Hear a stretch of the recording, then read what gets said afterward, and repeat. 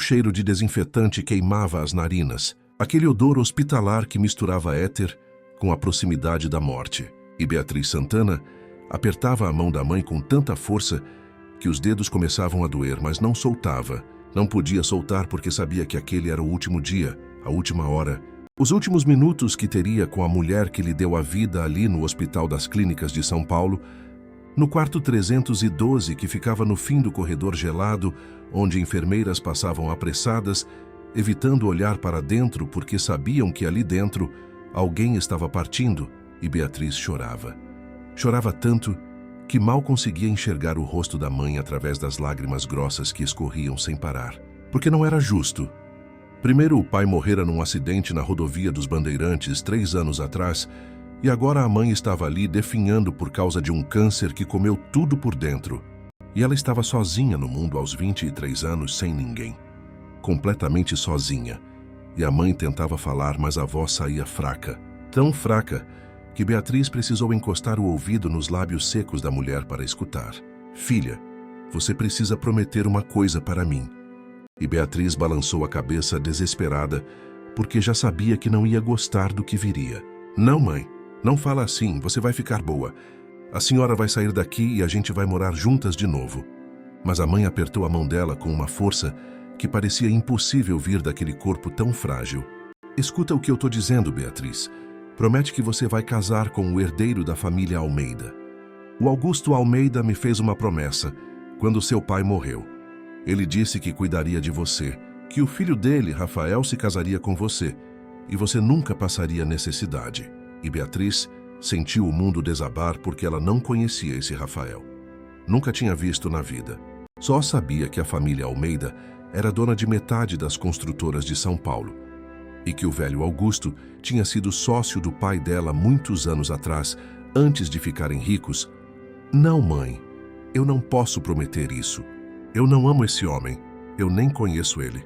Mas a mãe começou a tossir, aquela tosse seca e dolorida que fazia o corpo inteiro tremer, e o monitor cardíaco começou a apitar mais rápido, e as enfermeiras entraram correndo, e no meio daquela confusão toda, a mãe segurou o rosto de Beatriz entre as mãos trêmulas e disse com os olhos já vidrados: promete, filha. Pelo amor de Deus, promete, senão você vai ficar sozinha sem nada nesse mundo. E Beatriz não conseguiu negar. Não conseguiu dizer não para aquela mulher que estava morrendo na sua frente. Então ela sussurrou com a voz quebrada: eu prometo, mãe, eu prometo que vou casar com ele. E foi como se aquelas palavras fossem a última coisa que a mãe precisava ouvir, porque ela sorriu. Sorriu mesmo com a dor e o sofrimento e fechou os olhos devagar, enquanto o monitor começava a fazer aquele som contínuo e agudo que significava que acabou, que a vida tinha ido embora. E Beatriz gritou. Gritou tão alto que deve ter acordado o hospital inteiro. Não, não, não pode ser, volta, mãe, por favor, volta. Mas não adiantava gritar, porque a mãe já tinha partido para sempre e deixado a filha sozinha no mundo com apenas uma promessa pesada como uma corrente no pescoço. Beatriz saiu do hospital cambaleando pelas ruas de São Paulo, que estavam molhadas por uma garoa fina, típica de setembro. Aquela garoa paulistana que não é bem chuva, mas molha do mesmo jeito, e ela andava sem rumo pelos bairros da Zona Sul, sem saber para onde ir, porque o apartamento alugado em Pinheiros estava vazio demais agora. Vazio e frio e cheio de lembranças. Então ela continuou andando, até que as pernas doeram, e o frio da noite começou a penetrar o casaco fino. E foi quando passou na frente de um bar pequeno na Vila Madalena, que tocava samba baixinho, aquele samba raiz que o pai dela gostava de ouvir, e ela entrou sem pensar muito, sentou num canto escuro e pediu uma dose de cachaça, e depois outra, e mais outra, porque queria esquecer, queria apagar da memória o som daquele monitor cardíaco parando, queria não ter que pensar na promessa que tinha acabado de fazer, no casamento com um desconhecido que a esperava, e enquanto a cachaça queimava a garganta e nublava a cabeça, ela nem percebeu quando um homem se sentou na mesa ao lado, um homem alto de terno escuro, que também parecia estar fugindo de alguma coisa, que também bebia como se quisesse esquecer o mundo. E foi assim, no meio da dor e do álcool e da música que tocava no fundo, que os olhos dos dois se encontraram pela primeira vez, e teve algo naquele olhar, que fez o coração de Beatriz parar por um segundo. Algo que ela não conseguia explicar, mas que parecia um reconhecimento. Como se as almas deles já se conhecessem de outra vida. E o homem sorriu, um sorriso torto e triste, e disse apenas: "Você também está fugindo?" E Beatriz não sabia se ele estava falando de fugir de algum lugar ou de fugir da vida mesmo. Mas ela respondeu: "Tô tentando." E ele levantou o copo num brinde silencioso. E ela fez o mesmo, e foi assim que começou, sem planejamento, sem pensar nas consequências, quando ele estendeu a mão e disse: "Quer dançar?" E ela aceitou, mesmo sabendo que não deveria. Mesmo sabendo que tinha acabado de prometer à mãe que se casaria com outro homem. Mas naquela hora nada disso importava, porque a dor era grande demais e ela precisava de algo, qualquer coisa, para fazer aquela dor passar, nem que fosse por algumas horas. Eles dançaram no meio do bar, enquanto o samba dava lugar a uma música mais lenta, e o corpo dele era quente contra o dela. E o perfume amadeirado que ele usava se misturava com o cheiro de cachaça, e Beatriz encostou a cabeça no ombro dele, e pela primeira vez desde que a mãe tinha morrido, sentiu algo além de dor. Sentiu um calor espalhar pelo peito. Uma vontade de ficar ali para sempre, naquele abraço de estranhos que se entendiam sem precisar falar. E quando a música acabou, ele segurou o rosto dela entre as mãos grandes e a beijou.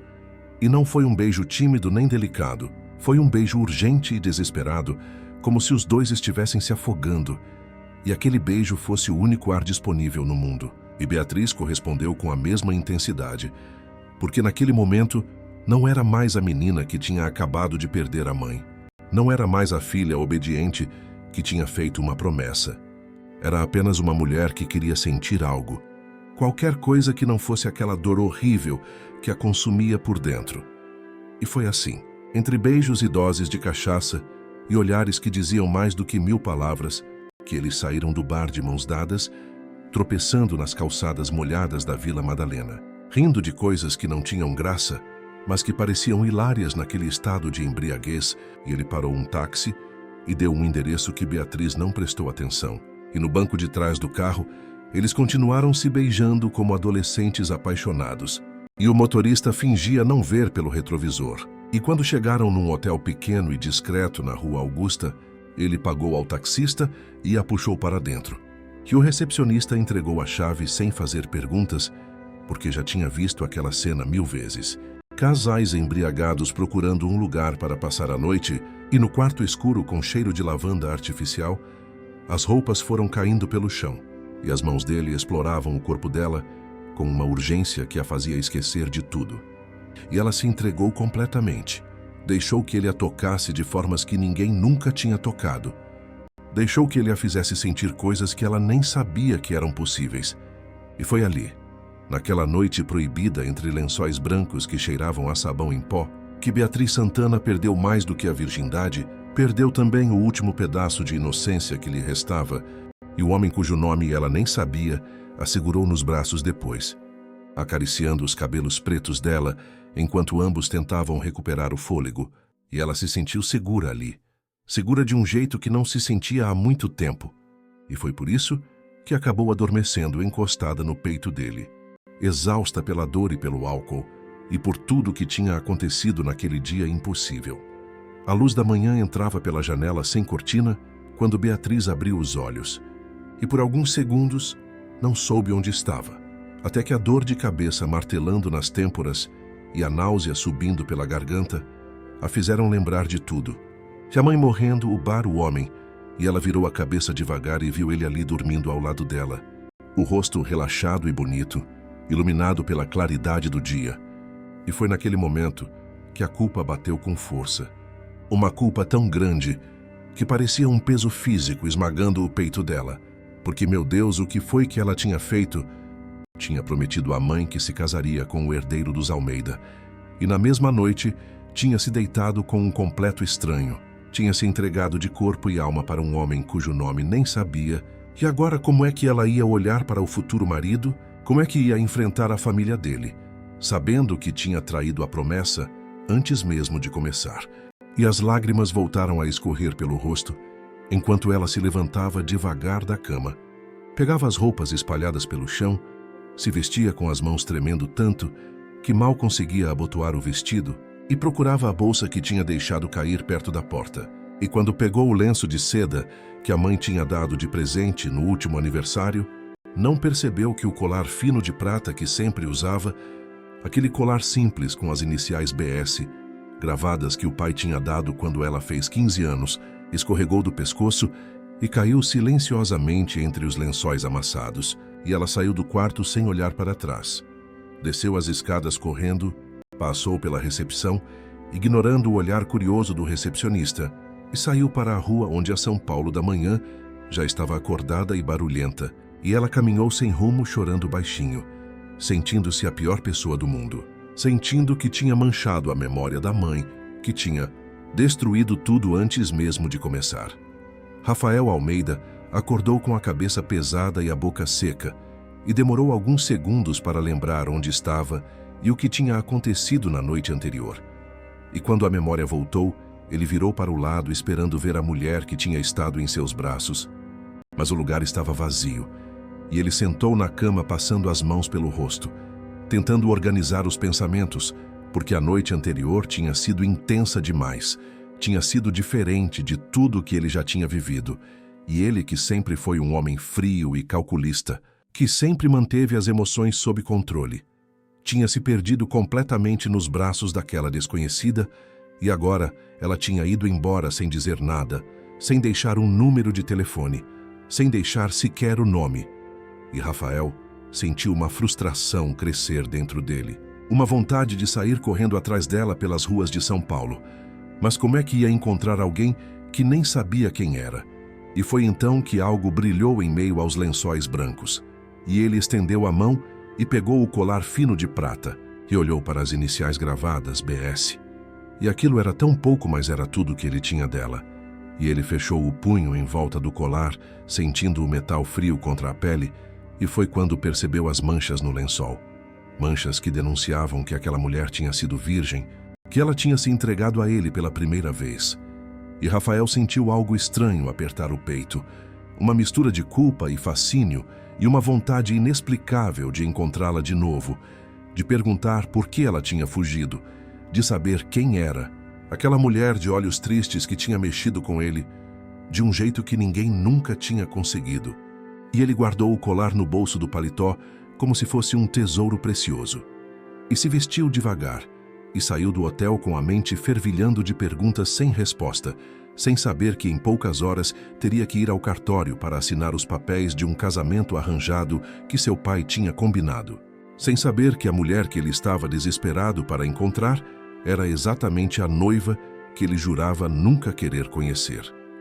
O escritório de Augusto Almeida ficava no último andar de um prédio comercial na Avenida Paulista, com janelas enormes que davam vista para toda a cidade. E Rafael entrou ali ainda com a ressaca da noite anterior, ainda com o colar da desconhecida queimando no bolso. E o pai estava sentado atrás da mesa de mogno, um homem de 60 e poucos anos com cabelos grisalhos e olhar severo, e ele apontou para a cadeira na frente sem cerimônia. "Senta aí que a gente precisa conversar." E Rafael se jogou na poltrona de couro suspirando. "Se é sobre o casamento, pai, eu já disse que não quero. Isso é coisa de gente antiga. Casamento arranjado não existe mais." Mas Augusto bateu a mão na mesa com força, fazendo os papéis pularem. "Não me vem com essa, Rafael. Eu dei minha palavra para o Santana antes dele morrer. Prometi que a filha dele nunca ia passar necessidade, que você ia se casar com ela e cuidar dela. E um Almeida não quebra a palavra." E Rafael se levantou irritado. "O Santana morreu há 3 anos, pai. E agora a mãe da menina também morreu. Não existe mais ninguém para cobrar essa promessa." Mas o pai também se levantou, apoiando as mãos na mesa. "Existe sim. Existe a própria menina, que ficou sozinha no mundo. E existe a minha honra que está em jogo.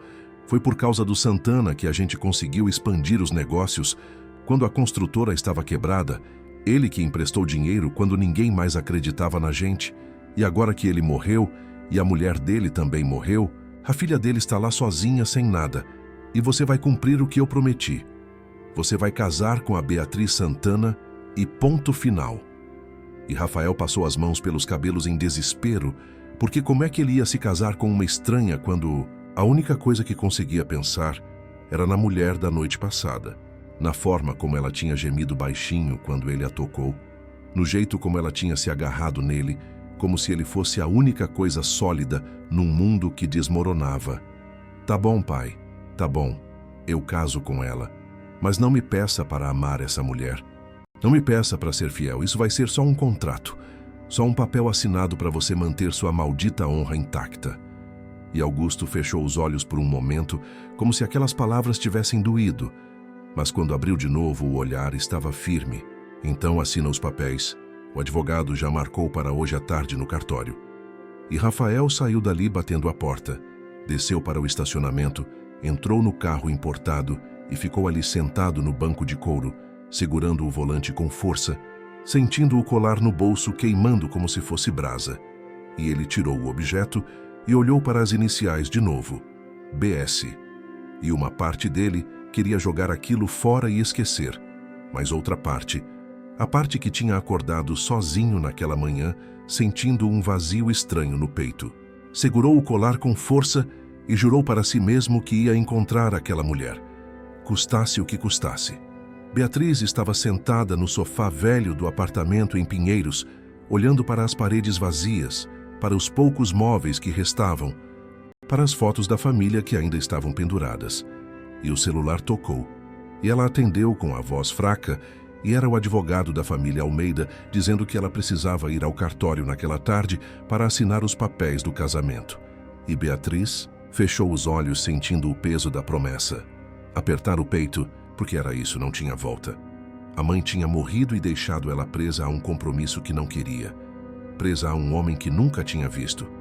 E o pior é que agora ela tinha aquele segredo horrível guardado, aquela noite com o desconhecido que ia perseguir ela para sempre. E ela se arrumou devagar, vestiu um vestido azul escuro que a mãe gostava, amarrou os cabelos pretos num coque simples e saiu para a rua pegando o metrô até o centro porque não tinha dinheiro para táxi, e quando chegou no cartório, era um prédio velho com cheiro de papel mofado e silêncio pesado, que a recepcionista a levou para uma sala onde o advogado estava esperando com uma pasta cheia de documentos, e Beatriz perguntou com a voz trêmula: "E o noivo, ele não vem?" E o advogado respondeu sem olhar para ela: "O senhor Almeida pediu para assinarmos separadamente. Ele vai providenciar a assinatura dele depois." E aquilo foi como um tapa na cara, porque nem para o próprio casamento o homem tinha vindo, nem tinha tido a decência de aparecer para olhar para ela. E Beatriz sentiu as lágrimas queimarem os olhos, mas não deixou cair. Pegou a caneta que o advogado ofereceu e assinou onde ele indicou. Um nome depois do outro: Beatriz Santana, Beatriz Santana, Beatriz Santana. Até que no final do documento tinha que assinar o novo nome, Beatriz Santana Almeida. E ela escreveu aquelas letras, sentindo que estava assinando a própria sentença de prisão, e quando terminou o advogado recolheu os papéis e disse: "Parabéns, senhora Almeida. A partir de agora, a senhora faz parte da família." Mas não tinha nada de parabéns naquilo. Não tinha nada de família. Tinha só solidão e vergonha e o peso de um segredo que ia carregar para sempre. Rafael estava no escritório dele na construtora, olhando pela janela para o trânsito caótico da Marginal Pinheiros, e o advogado tinha ligado, dizendo que a noiva já tinha assinado os papéis e que ele precisava ir ao cartório também. Mas Rafael tinha dito que não, que mandasse os documentos para ele assinar no escritório mesmo, porque não queria ver aquela mulher. Não queria olhar para o rosto da pessoa que ia ser sua esposa só no papel. E quando os documentos chegaram, ele os folheou rapidamente sem prestar muita atenção, procurando apenas o lugar para assinar. E foi quando viu o nome completo dela escrito ali, Beatriz Santana. E algo dentro dele tremeu porque Beatriz começava com B e Santana começava com S, BS, as mesmas iniciais do colar que ele carregava no bolso. E ele pegou o colar e olhou de novo para as letras gravadas, BS, e depois olhou para o nome no documento, Beatriz Santana. E o coração começou a bater mais rápido, porque não podia ser. Não era possível que a mulher daquela noite fosse a mesma que ele tinha acabado de casar no papel, mas as iniciais batiam, e ele voltou para a primeira página do documento, procurando mais informações. E tinha uma foto pequena anexada, uma foto de documento da noiva. E quando Rafael olhou para aquela foto, sentiu o chão desaparecer debaixo dos pés, porque era ela. Era a mulher do bar, a mulher dos olhos tristes, a mulher que tinha se entregado nos braços dele e depois tinha fugido deixando apenas um colar como lembrança. E Rafael largou os papéis sobre a mesa e passou as mãos pelo rosto em choque, tentando processar aquela informação impossível. Porque como é que podia? Como é que o destino tinha feito uma coisa dessas? A mulher que ele estava procurando desesperadamente, a mulher que não saía da cabeça dele, era a própria esposa que ele jurava nunca querer conhecer, e ele não sabia se ria ou se chorava. Não sabia se aquilo era uma bênção ou uma maldição, porque de repente tudo tinha mudado. O casamento arranjado, que parecia uma prisão, tinha se transformado em algo completamente diferente. Tinha se transformado na possibilidade de reencontrar a mulher que tinha mexido com ele, de um jeito que ninguém nunca tinha conseguido. Mas ao mesmo tempo ele se perguntava por que ela não tinha dito nada naquela noite. Por que ela tinha fugido? E será que ela sabia quem ele era? Será que tinha sido tudo calculado? E a desconfiança começou a crescer dentro dele, misturada com a atração e o desejo. E Rafael pegou o telefone e ligou para o advogado. Eu preciso de todas as informações sobre a Beatriz Santana. Tudo, onde ela mora, com quem ela fala, o que ela faz. Quero saber tudo sobre ela. E o advogado hesitou. Mas, senhor, ela é sua esposa agora. E Rafael interrompeu. Exatamente por isso, porque ela é minha esposa. Mas eu não sei nada sobre. Ela então investiga e me traz tudo o que descobrir. E desligou o telefone. E ficou ali parado no meio do escritório, segurando o colar entre os dedos, olhando para as iniciais BS, e uma parte dele queria correr até o endereço dela e confrontar, perguntar por que ela não tinha dito nada. Mas outra parte tinha medo do que ia descobrir, medo de que aquela noite que parecia tão real tivesse sido apenas uma farsa. Beatriz estava deitada na cama do apartamento vazio, olhando para o teto rachado, e o corpo dela doía de tanto chorar, e ela levou a mão ao pescoço, procurando o colar que sempre usava, aquele colar que o pai tinha dado, mas não encontrou. E foi quando percebeu que devia ter perdido, e tentou lembrar onde tinha visto pela última vez. E a memória da noite no hotel voltou com força, e ela se deu conta de que devia ter deixado cair lá, no quarto, e agora não tinha mais nem aquilo. Não tinha mais nada que ligasse ela ao pai. E as lágrimas voltaram a cair, e foi quando a campainha tocou, e Beatriz se levantou confusa, porque não estava esperando ninguém. E quando abriu a porta era uma mulher de uns 30 anos, bem vestida, sorrindo, e ela disse: Oi, você deve ser a Beatriz. Eu sou a Camila. A gente trabalhou junto com seu pai uns anos atrás. Eu soube que sua mãe faleceu e vim dar meus pêsames. E Beatriz deixou ela entrar mesmo sem lembrar direito quem era aquela mulher, porque estava tão cansada e sozinha que qualquer companhia parecia melhor do que ficar ali sozinha, com os próprios pensamentos. E Camila se sentou no sofá e ficou conversando, fazendo perguntas sobre como Beatriz estava se sentindo, sobre os planos para o futuro, e Beatriz acabou contando tudo. Contou sobre a promessa que a mãe tinha arrancado no leito de morte, sobre o casamento arranjado que tinha assinado naquela tarde e num momento de fraqueza, com a voz embargada, contou também sobre a noite no bar, sobre o homem que tinha conhecido, sobre como tinha se entregado completamente para um desconhecido. E Camila ouviu tudo em silêncio, mas o olhar dela mudou, ficou mais atento, mais interessado. E quando Beatriz terminou de falar, Camila suspirou e disse com uma voz que tentava soar compassiva, mas que carregava julgamento: Nossa, Beatriz, você passou a noite com um homem que nem conhecia, e no mesmo dia do enterro da sua mãe.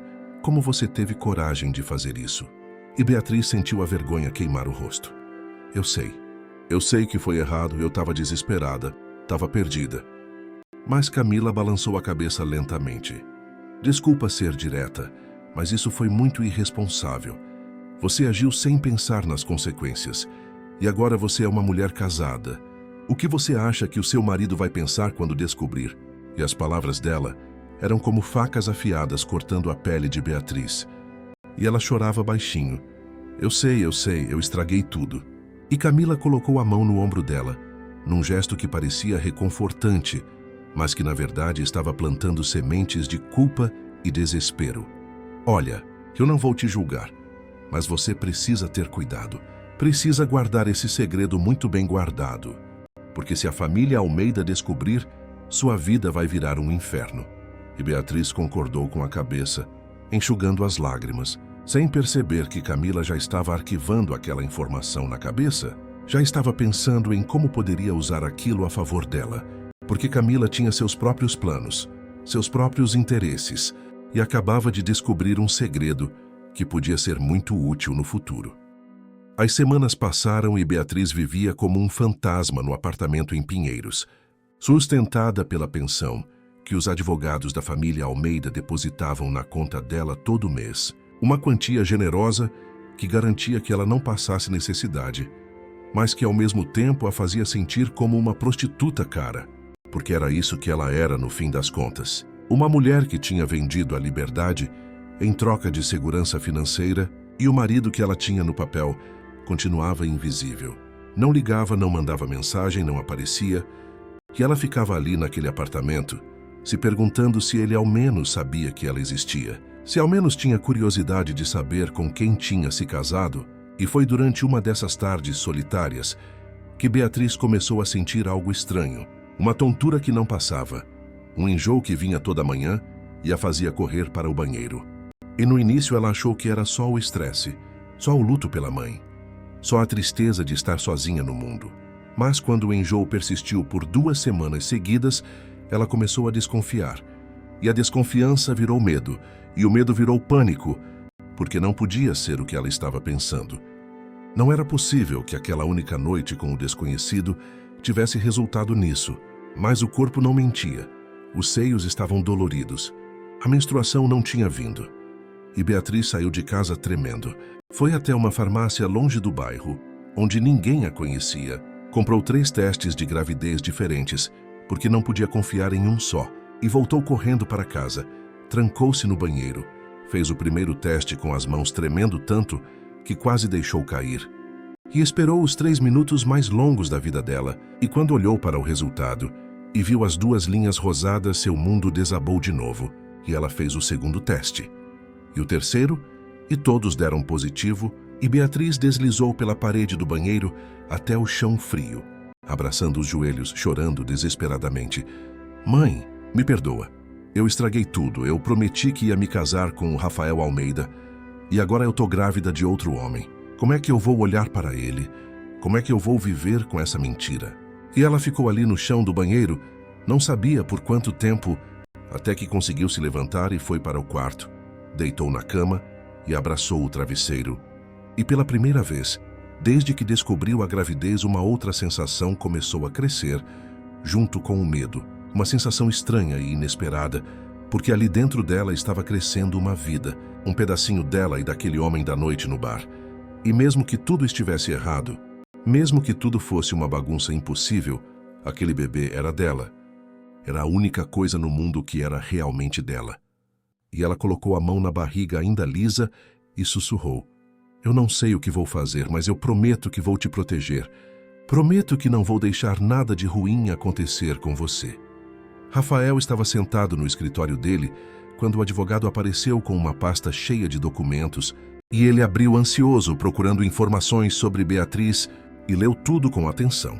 O endereço em Pinheiros, a faculdade de letras que ela tinha trancado quando a mãe ficou doente, o fato de que ela não tinha mais nenhum parente vivo, que vivia sozinha desde que a mãe morreu, e havia também fotos recentes, que o detetive particular tinha tirado, e Rafael olhou para cada uma delas, sentindo o peito apertar, porque ali estava ela, a mulher do bar, a mulher que não saía da cabeça dele, caminhando pelas ruas de São Paulo, com aquela expressão triste no rosto, comprando coisas no mercado, sentada sozinha num café, e ele queria ir até lá, queria bater na porta e perguntar por que ela não tinha dito nada naquela noite, por que tinha fugido.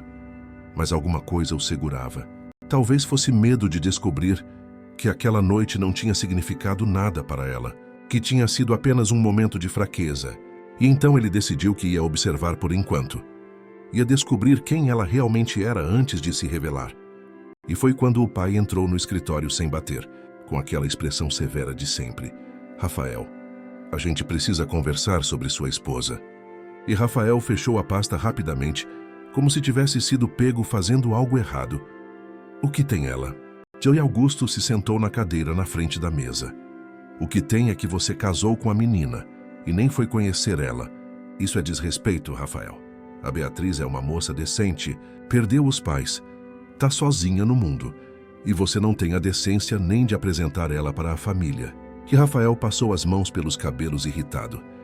Pai, esse casamento foi ideia sua, não minha. Eu cumpri minha parte, assinei os papéis, garanti que ela não vai passar necessidade. O que mais você quer? Mas Augusto bateu a mão na mesa.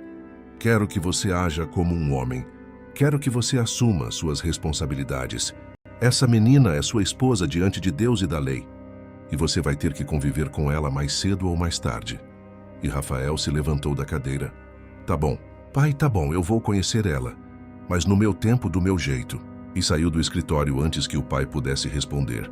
E foi para o estacionamento, entrou no carro e ficou ali sentado segurando o volante. E tirou o colar do bolso onde sempre carregava. E olhou para as iniciais BS. E pela milésima vez desde aquela noite, se perguntou quem era aquela mulher realmente. E agora ele sabia o nome. Sabia o endereço. Sabia tudo sobre ela. Mas ao mesmo tempo, sentia que não sabia nada. Porque as informações no papel não diziam nada sobre quem ela era de verdade, sobre o que ela sentia, sobre por que os olhos dela estavam tão tristes naquela noite no bar. Camila Ferreira tinha seus próprios planos, e sempre teve. Desde que era pequena e morava na periferia de São Paulo, vendo a mãe trabalhar como diarista nas casas dos ricos, ela tinha jurado que um dia ia sair daquela vida. Ia conseguir entrar no mundo das pessoas de dinheiro. E ela tinha conseguido, tinha estudado, tinha se formado em administração, tinha conseguido um emprego numa das empresas do Grupo Almeida e estava subindo devagar, mas consistentemente. E quando soube que o Rafael Almeida tinha se casado com a filha do Santana, ficou furiosa, porque ela tinha passado meses tentando chamar a atenção dele, sempre arrumada, sempre sorrindo, sempre disponível. Mas ele nunca tinha olhado para ela daquele jeito. E agora ele estava casado com uma órfã sem futuro, que nem ao menos tinha terminado a faculdade. E isso não era justo, mas Camila era esperta. Sabia esperar o momento certo. E quando foi visitar Beatriz e descobriu o segredo da noite no bar, descobriu que ela estava grávida de outro homem. Soube que tinha encontrado a arma perfeita, porque se ela jogasse bem as cartas, se soubesse usar aquela informação na hora certa, talvez ainda conseguisse o que queria. Talvez ainda conseguisse chamar a atenção do Rafael. Talvez até conseguisse tomar o lugar que deveria ser dela desde o início. E foi por isso que começou a visitar Beatriz com mais frequência, sempre levando comida, sempre perguntando como ela estava, sempre se fazendo de amiga. E Beatriz, que estava tão sozinha e desesperada, aceitava aquela amizade sem desconfiar de nada, sem perceber que cada palavra que dizia era anotada mentalmente por Camila. Cada fraqueza que mostrava era catalogada. Cada segredo que revelava era guardado para uso futuro. E quando Beatriz finalmente contou que estava grávida, que tinha descoberto através dos testes, que não sabia o que fazer, Camila colocou a mão no ombro dela e disse com aquela voz doce e venenosa: "Você precisa pedir o divórcio, Beatriz. É a única saída. Porque quando a família Almeida descobrir que você está grávida de outro homem, eles vão te destruir, vão dizer que você é uma vagabunda, que você enganou eles. É melhor você sair dessa antes que seja tarde demais." E Beatriz ouvia aquelas palavras, sentindo o medo crescer, porque fazia sentido. Como é que ela ia esconder uma barriga por 9 meses? Como é que ia explicar quando o bebê nascesse? E Camila continuava plantando as sementes da dúvida. Pensa bem. Você vai conseguir olhar para o Rafael sabendo que está carregando o filho de outro homem. Você vai conseguir viver com essa mentira para sempre? E Beatriz balançava a cabeça chorando. Não, não vou conseguir, você tem razão. Eu preciso pedir o divórcio. Preciso sair dessa antes que machuque mais gente. E Camila sorria por dentro, satisfeita, porque tudo estava saindo como planejado. Os meses foram passando e a barriga de Beatriz começou a crescer. Primeiro só um pouco, quase imperceptível, mas depois mais e mais, que ela usava roupas largas para esconder. Evitava sair de casa. Vivia trancada naquele apartamento em Pinheiros como uma prisioneira. E foi quando decidiu que Camila tinha razão, que precisava pedir o divórcio, que não podia continuar vivendo aquela mentira. Então ligou para o advogado e pediu uma reunião com a família Almeida. E o advogado pareceu surpreso. "A senhora tem certeza, dona Beatriz?" E ela respondeu com a voz firme: "Tenho. Preciso resolver isso o quanto antes." E marcaram para a semana seguinte, e Beatriz passou aqueles dias ensaiando o que ia dizer, como ia pedir o divórcio, sem explicar o motivo real. Mas quando chegou o dia, e ela entrou naquela mansão enorme dos Almeida em Moema, com os lustres de cristal e os quadros caros nas paredes, e viu o velho Augusto sentado na poltrona como um juiz, com os advogados ao lado e alguns parentes espalhados pela sala, sentiu as pernas bambas, mas respirou fundo e disse com a voz trêmula, mas decidida: "Senhor Augusto, eu vim pedir o divórcio." E o silêncio que se seguiu foi pesado, até que o velho bateu a bengala no chão com força. "Divórcio? Você sabe o que está pedindo, menina? Sabe o peso da promessa que foi feita?" Ali Beatriz tentou manter a voz firme. "Sei sim, senhor, mas esse casamento não faz sentido. Eu nunca vi meu marido. Ele nunca quis me conhecer. A gente assinou um papel, mas não existe nada entre a gente. Então é melhor acabar com isso logo." E Augusto ia responder quando Camila, que tinha conseguido estar presente na reunião, como uma espécie de apoio a Beatriz, deu um passo à frente e disse com aquela voz calculada: "Senhor Augusto, talvez a Beatriz tenha outros motivos para querer o divórcio." E Beatriz virou para ela assustada. Camila não, mas era tarde demais porque Camila continuou: "A verdade é que a Beatriz está grávida." E o impacto daquelas palavras foi como uma bomba explodindo no meio da sala. E todos começaram a falar ao mesmo tempo. E Augusto se levantou da poltrona com dificuldade, o rosto vermelho de raiva. "Grávida? Você está grávida e ousa vir aqui pedir o divórcio?" E Beatriz estava chorando. "Eu não queria que ninguém soubesse assim. Não era para ser assim." E uma das tias de Rafael, uma mulher de uns 50 anos, com cara de quem nunca sorriu na vida, disse em voz alta: "Isso é uma vergonha, ela enganou a família inteira. Se casou com nosso Rafael e estava grávida de outro homem." E outra tia completou: "É por isso que ela quer o divórcio, para esconder a vergonha." E Beatriz queria explicar, mas as palavras não saíam. E foi quando Augusto ergueu a mão pedindo silêncio e olhou para ela com uma mistura de decepção e cansaço.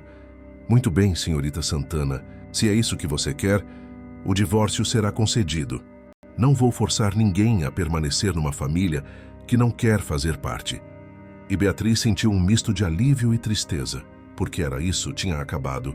A promessa que a mãe tinha arrancado estava desfeita, mas ao mesmo tempo ela sentia que tinha falhado, que tinha decepcionado a memória dos pais, e saiu daquela mansão chorando, sem olhar para trás, sem ver o olhar triunfante de Camila, que ficou ali observando tudo.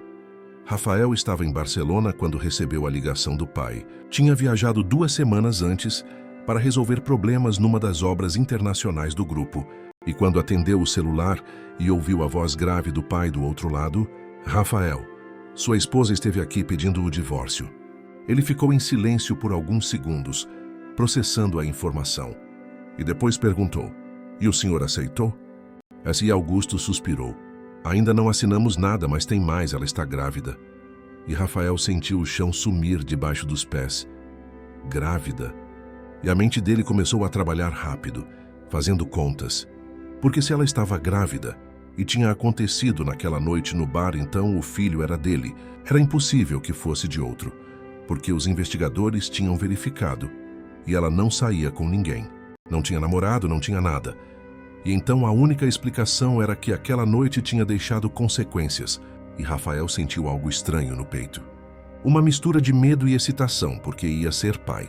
Tinha um filho crescendo dentro daquela mulher que não saía da cabeça dele, mas ao mesmo tempo ficou furioso. Por que ela não tinha contado? Por que tinha vindo pedir o divórcio ao invés de falar com ele. E o pai continuava falando. A família toda está sabendo. Foi um escândalo. Ela apareceu aqui com uma amiga, e a amiga foi quem revelou a gravidez. E agora todo mundo está comentando que ela nos enganou, que se casou grávida de outro homem. E Rafael apertou o telefone com força. Pai, eu volto assim que resolver as coisas aqui, mas enquanto isso não assina nada, ouviu nada de divórcio até eu voltar. E Augusto pareceu confuso. Mas por que, Rafael? Você mesmo disse que não queria esse casamento. E Rafael olhou pela janela do hotel para a cidade de Barcelona. Mudei de ideia, pai, só não assina nada até eu voltar. E desligou o telefone, antes que o pai pudesse fazer mais perguntas. E ficou ali parado pensando, tentando decidir o que fazer, porque uma parte dele queria pegar o primeiro voo de volta e confrontar Beatriz. Perguntar por que ela estava fugindo, porque não tinha contado sobre o bebê. Mas outra parte tinha medo. Medo de que ela não quisesse ficar com ele. Medo de que aquela noite não tivesse significado nada para ela. E enquanto pensava nisso, pegou o colar que sempre carregava no bolso e olhou para as iniciais BS e tomou uma decisão. Ia voltar sim, mas antes ia contratar o melhor detetive que conseguisse encontrar. Ia descobrir tudo sobre aquela noite. Ia ter certeza absoluta de que aquele bebê era dele. E só então ia confrontar Beatriz e fazer com que ela entendesse que não tinha escapatória, que eles estavam ligados para sempre agora. Beatriz passou os meses seguintes vivendo num limbo estranho. A família Almeida tinha aceitado o pedido de divórcio, mas os papéis ainda não tinham sido assinados. E ela continuava recebendo a pensão todo mês. E a barriga continuava crescendo. Ela já estava com 6 meses, quando acordou uma manhã com dores fortes. Dores que não eram normais, e ligou para a emergência. E foi levada para o Hospital das Clínicas, o mesmo hospital onde a mãe tinha morrido. E os médicos disseram que havia complicações, que o bebê estava em sofrimento, que precisavam fazer uma cesárea de emergência, mesmo ela tendo apenas 28 semanas, e Beatriz estava apavorada. Por favor, salvem meu bebê. Façam o que for preciso, mas salvem ele. E os médicos a levaram para o centro cirúrgico, e ela foi anestesiada, e quando acordou algumas horas depois, estava num quarto branco com cheiro de desinfetante. E uma enfermeira veio até ela sorrindo. Parabéns, mãe. Você teve um menino lindo. Ele está na UTI neonatal, mas está estável. E Beatriz começou a chorar de alívio. Eu posso ver ele. E a enfermeira disse que sim, que em algumas horas, quando ela estivesse mais recuperada, poderia ir até a UTI. E Beatriz ficou ali deitada, olhando para o teto, pensando em tudo que tinha acontecido, pensando na mãe que não estava ali para conhecer o neto, pensando no pai do bebê, que ela nem sabia quem era, pensando em como ia criar aquela criança sozinha. E foi quando ouviu a porta do quarto se abrir. E virou a cabeça, esperando ver a enfermeira. Mas quem entrou foi um homem alto de terno escuro. E quando Beatriz olhou para o rosto dele, sentiu o coração parar. Porque era ele, o homem do bar, o homem da noite que mudou tudo. E ela tentou falar, mas não saiu som. E ele se aproximou da cama devagar, os olhos fixos nela, e disse com a voz embargada: Oi, Beatriz, e ela sussurrou: Como você sabe meu nome? E ele sorriu triste. Eu sei muito mais do que isso. Eu sei que você é minha esposa. Eu sei que aquele bebê ali na UTI é meu filho. Eu sei tudo. E Beatriz sentiu o mundo girar. Você é o Rafael? E ele assentiu. Sou. E você é a mulher que eu passei os últimos meses procurando sem saber que já tinha te encontrado na mesma noite em que a gente se conheceu no bar. E Beatriz começou a chorar. Eu não sabia, eu juro que não sabia. Se eu soubesse que você era meu marido, eu nunca teria fugido daquele jeito. E Rafael se sentou na beira da cama e pegou a mão dela. Eu sei, Beatriz, eu sei. O detetive que contratei descobriu tudo. Descobriu que você tinha acabado de perder sua mãe naquela noite. Descobriu que você nem sabia quem eu era. Descobriu que aquela noite foi tão importante para você quanto foi para mim. E ele tirou o colar do bolso. Aquele colar de prata com as iniciais BS. Você deixou isso cair nos lençóis e eu guardei. Carreguei comigo todos os dias desde então, porque era a única coisa que tinha de você. E Beatriz olhou para o colar, sentindo mais lágrimas escorrerem, Eu procurei tanto por esse colar, era do meu pai. E Rafael colocou o colar de volta no pescoço dela com cuidado. Agora ele voltou para o lugar dele, assim como eu voltei para você. E Beatriz o olhou nos olhos. Mas e o divórcio e tudo o que aconteceu? E Rafael balançou a cabeça. Esquece o divórcio, esquece tudo. A única coisa que importa agora é que a gente se encontrou e que a gente tem um filho. E eu não vou deixar você fugir de novo. E ele se inclinou e a beijou. E foi um beijo diferente do beijo daquela noite no bar. Foi um beijo mais suave, mais terno. Um beijo que prometia não apenas paixão, mas também cuidado. E quando se separaram, Beatriz sussurrou: eu tenho medo de que você me odeie por tudo isso, por ter pedido o divórcio, por ter escondido a gravidez. Mas Rafael segurou o rosto dela entre as mãos. Eu não te odeio, Beatriz, eu te amo. Acho que me apaixonei por você naquela primeira noite e nem sabia. E agora que te encontrei de novo, não vou te deixar ir embora. E Beatriz sorriu através das lágrimas. Eu também me apaixonei por você naquela noite. E fiquei me perguntando todos esses meses quem você era, onde você estava. E eles ficaram ali abraçados, até que a enfermeira voltou e disse que Beatriz já podia ir ver o bebê. E Rafael a ajudou a se levantar. E foram juntos até a UTI neonatal. E quando chegaram lá e viram aquele bebê minúsculo dentro da incubadora, com os tubos e os monitores, os dois começaram a chorar, porque era perfeito, era um milagre. E Rafael colocou a mão no vidro da incubadora e disse baixinho: oi, filho, eu sou seu pai e eu prometo que vou cuidar de você e da sua mãe para sempre. E Beatriz encostou a cabeça no ombro dele e pela primeira vez em meses, sentiu que talvez, só talvez, tudo ia ficar bem. Nos dias seguintes, Rafael não saiu do hospital. Dormia numa cadeira desconfortável ao lado da cama de Beatriz e toda hora ia até a UTI neonatal para ver o filho. E foi num desses momentos, quando estava parado na frente da incubadora, olhando para aquele bebê que pesava apenas 1,2 kg, que sentiu uma mão no ombro e virou para ver o pai. Augusto Almeida estava ali com os olhos vermelhos, olhando para o neto através do vidro, e ficou em silêncio por um tempo longo antes de falar. Ele tem os olhos dos Almeida. E Rafael sentiu um nó na garganta. Tem sim, pai, é meu filho. Sempre foi meu filho desde o início. E Augusto olhou para ele confuso. Como assim desde o início? E Rafael respirou fundo e contou tudo. Contou sobre a noite no bar, sobre como tinha fugido do casamento arranjado, sobre como tinha encontrado Beatriz, sem saber quem ela era, sobre como tinham passado aquela noite juntos, sobre como ele tinha guardado o colar e procurado por ela durante meses, sobre como só descobriu a verdade quando viu o nome dela nos papéis do divórcio. Que Augusto ouviu tudo em silêncio. E quando Rafael terminou, o velho tinha lágrimas escorrendo pelo rosto. Então o destino nos pregou uma peça, filho. A gente lutou tanto contra esse casamento e no final descobrimos que era exatamente o que devia acontecer. E Rafael assentiu. É, pai, eu amo a Beatriz. Amo ela desde aquela primeira noite. E agora que sei quem ela é, não vou deixar ela escapar. E Augusto colocou a mão no ombro do filho. Então você precisa fazer isso direito. Precisa casar com ela de novo. Não num cartório frio com papéis assinados separadamente, mas numa cerimônia de verdade, na frente de Deus e da família. Precisa mostrar para todo mundo que ela é sua esposa de verdade e que esse menino é o herdeiro dos Almeida. E Rafael sorriu. É exatamente o que eu pretendo fazer, pai. Assim que ela e o bebê saírem daqui, vou fazer o casamento mais bonito que São Paulo já viu. Beatriz estava deitada na cama do hospital quando Camila apareceu. Entrou no quarto com aquele sorriso falso e um buquê de flores nas mãos.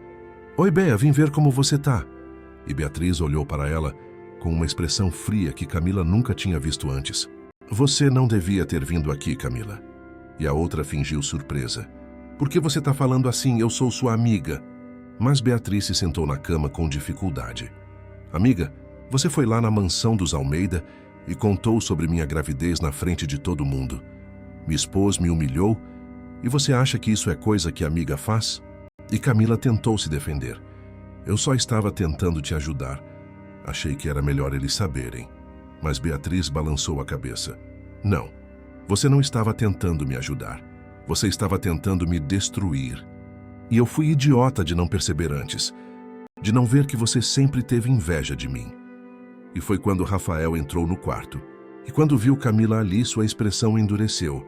O que você está fazendo aqui? E Camila virou para ele com aquele sorriso sedutor que sempre usava. Oi, Rafael, eu vim visitar a Beatriz. Somos amigas há muito tempo. Mas Rafael deu um passo à frente, o olhar frio. Amigas? Amigas não fazem o que você fez. Você aproveitou a fragilidade da Beatriz para tentar destruir ela. E eu sei por quê. Os investigadores que contratei descobriram tudo sobre você.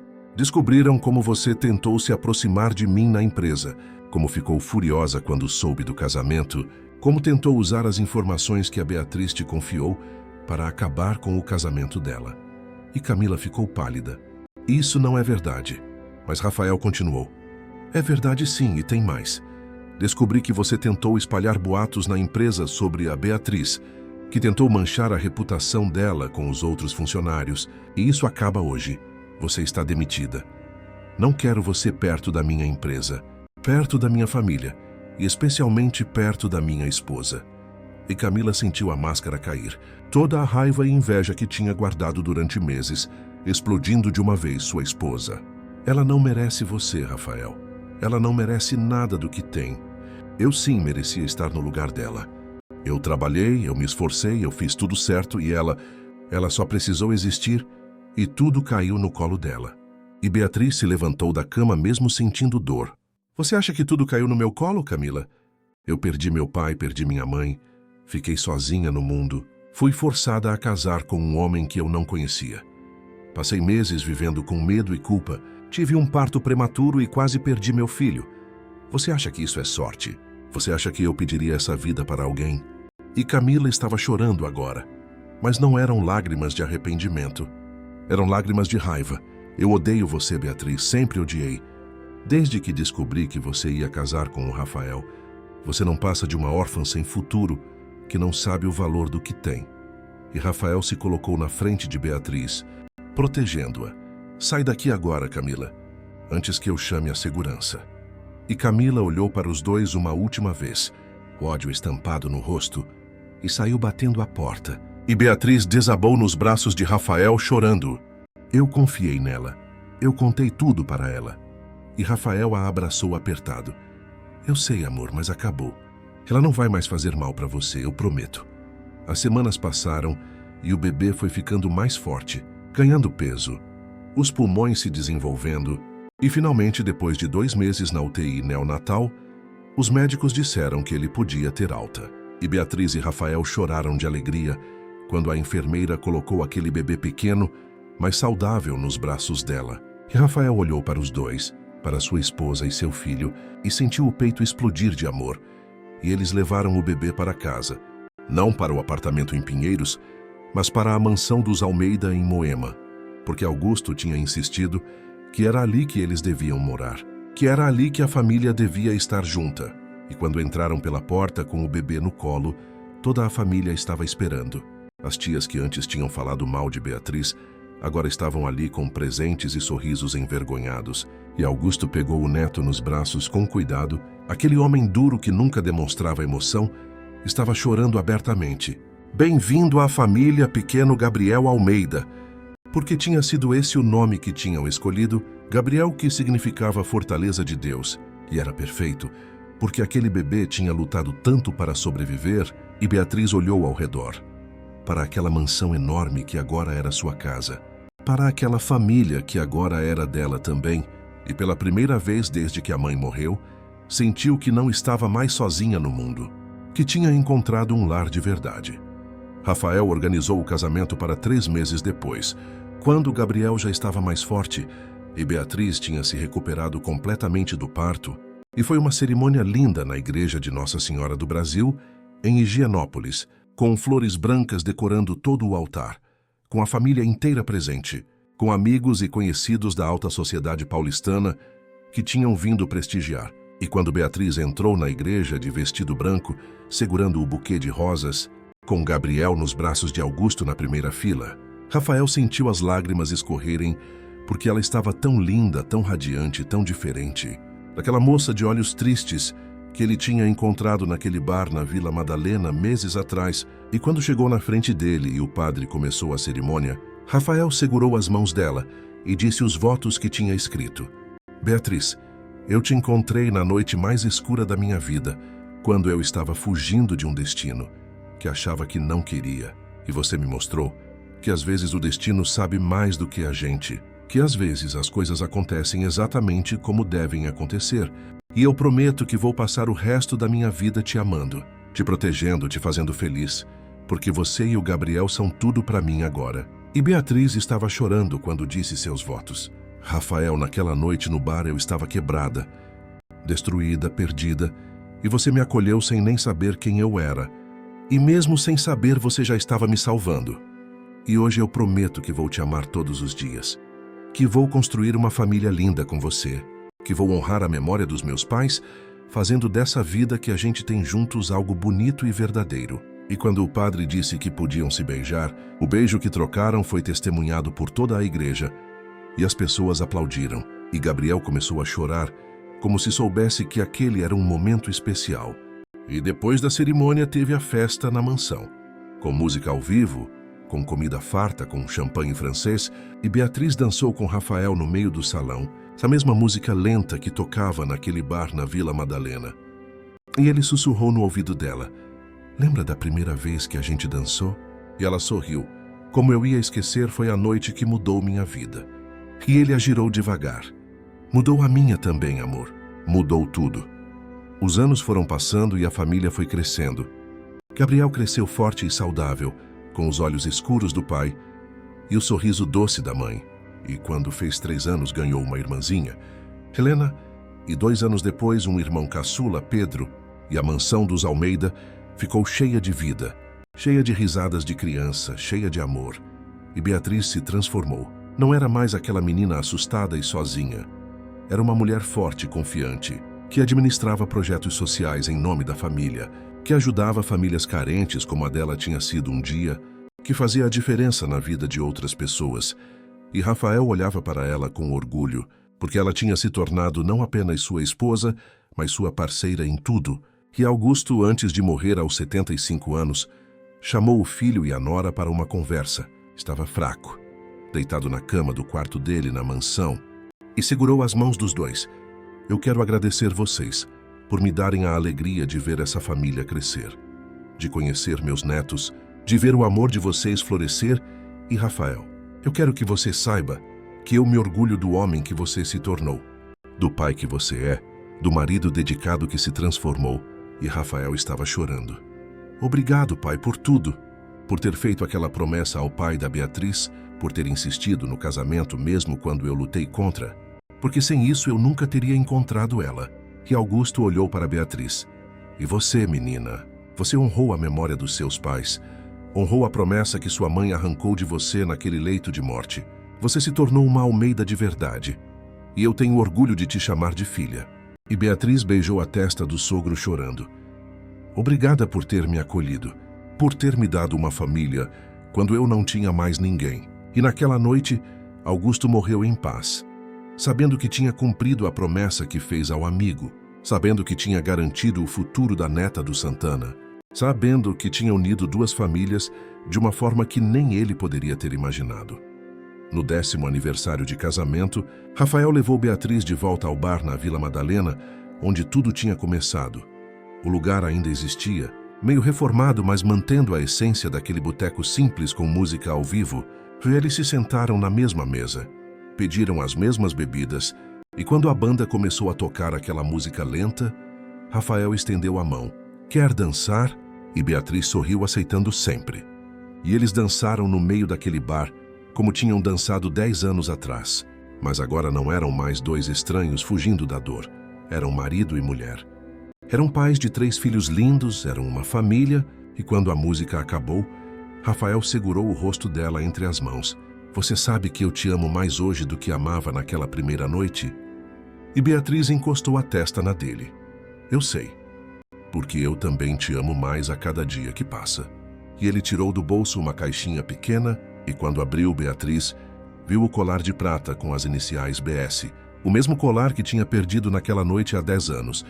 mas agora tinha sido reformado, polido, e junto dele tinha outro pingente, as iniciais RA de Rafael Almeida. Eu mandei colocar as minhas iniciais também. Ele explicou colocando o colar no pescoço dela. Porque agora a gente está junto para sempre. E Beatriz tocou os dois pingentes, Pam, para sempre, ela repetiu. E se beijaram ali no meio do bar, enquanto as pessoas ao redor sorriam vendo aquele casal claramente apaixonado, sem saber da história toda, sem saber de tudo que tinham passado para chegar até ali. Gabriel cresceu e se tornou um jovem responsável que estudava engenharia, querendo continuar o legado da construtora da família. Helena virou advogada especializada em direitos da criança, inspirada pela história da mãe. E Pedro escolheu medicina, querendo ajudar famílias como a dele tinha sido ajudada. E Beatriz olhava para os 3 filhos com o coração transbordando de orgulho, porque cada um deles carregava não apenas o sobrenome Almeida, mas também o legado Santana. Carregavam a história dos avós que nunca conheceram, mas que tinham lutado tanto para dar um futuro melhor para a família. E numa noite de Natal, quando todos estavam reunidos na mansão, com os netos de Beatriz correndo pelo jardim, com a família inteira ao redor da mesa farta, Rafael se levantou e pediu atenção. Eu quero fazer um brinde, ele disse, erguendo a taça de champanhe. Um brinde a Beatriz, a mulher que transformou minha vida, que me ensinou o que é amor de verdade, que me deu 3 filhos maravilhosos e uma família que eu não sabia que precisava. E todos ergueram as taças. E Beatriz estava chorando de emoção, e ele continuou. E um brinde também aos que já se foram, ao Sr. Santana e à Dona Maria que criaram essa mulher incrível. Ao meu pai Augusto, que teve a sabedoria de fazer uma promessa e insistir que ela fosse cumprida, porque sem eles nada disso existiria. E todos beberam. E depois Gabriel pediu para falar também. Eu quero agradecer aos meus pais por terem me contado a história de vocês desde pequeno, por não terem escondido nada, por terem me ensinado que às vezes o amor nasce nos lugares mais inesperados e que o destino tem planos que a gente não entende no começo, mas que fazem sentido no final. E Beatriz olhou para o filho mais velho, aquele bebê prematuro que tinha lutado tanto para sobreviver e que agora era um homem forte e bom, e sentiu que tinha cumprido a promessa que fez a mãe naquele leito de morte há tantos anos. Tinha se casado com o herdeiro dos Almeida e tinha construído uma vida linda. Tinha honrado a memória dos pais, tinha criado um legado que ia continuar por gerações. Beatriz morreu aos 83 anos, rodeada pela família, na mesma cama da mansão dos Almeida, onde tinha dormido por mais de 50 anos ao lado de Rafael, e ele segurou a mão dela até o último suspiro. E quando ela fechou os olhos pela última vez, tinha um sorriso no rosto. Um sorriso de quem viveu plenamente, de quem amou e foi amada, de quem cumpriu todas as promessas e ainda ganhou muito mais do que esperava. E o funeral foi imenso, com centenas de pessoas que tinham sido tocadas pela generosidade dela, pelas ações sociais que tinha desenvolvido, pelas vidas que tinha transformado. E Rafael discursou na cerimônia com a voz embargada. Minha esposa era uma mulher extraordinária. Ela perdeu tudo muito cedo na vida, mas nunca perdeu a capacidade de amar, de se importar, de fazer a diferença. E eu fui abençoado por ter passado mais de 50 anos ao lado dela, por ter construído uma família linda com ela, por ter aprendido com ela o que realmente importa na vida.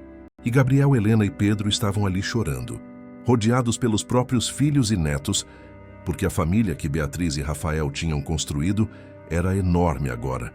Era forte, era unida. E Rafael viveu mais 5 anos depois da morte dela. 5 anos em que visitava o túmulo dela todo dia, em que contava para os bisnetos histórias sobre a bisavó incrível que tinham tido. E quando finalmente chegou a hora dele ir também, morreu em paz, sabendo que tinha vivido uma vida cheia de significado, cheia de amor. E foi enterrado ao lado de Beatriz. E na lápide dos dois estava escrito: Rafael e Beatriz Almeida, unidos pelo destino, separados apenas pela morte, juntos para toda a eternidade. Fim da história. E assim termina a história de Beatriz e Rafael. Uma história que começou com dor e terminou com amor. Que começou com uma promessa arrancada num leito de morte e terminou com um legado de família que atravessou gerações. E se você está lendo ou ouvindo essa história agora, lembre-se de que às vezes os momentos mais difíceis da vida são apenas o começo de algo maravilhoso. Que às vezes o destino tem planos melhores do que os nossos, que o amor pode nascer nos lugares mais inesperados e nas circunstâncias mais improváveis. E que nunca é tarde para recomeçar, para acreditar, para se entregar. Então, se você gostou dessa história, se ela tocou seu coração de alguma forma, deixe seu like aqui embaixo. Se inscreva no canal do Histórias Comoventes, para não perder nenhuma das próximas histórias emocionantes que vamos contar. E compartilhe nos comentários de onde você está nos assistindo. Qual parte da história mais te emocionou? Se você já passou por algo parecido na sua vida, porque a sua participação é muito importante para nós. É o que nos motiva a continuar trazendo essas histórias que aquecem o coração e nos fazem acreditar que sempre há esperança, sempre há uma segunda chance. Sempre há amor esperando por nós em algum lugar. Obrigado por ter acompanhado até aqui. E até a próxima história do Histórias Comoventes. Que Deus abençoe você e sua família.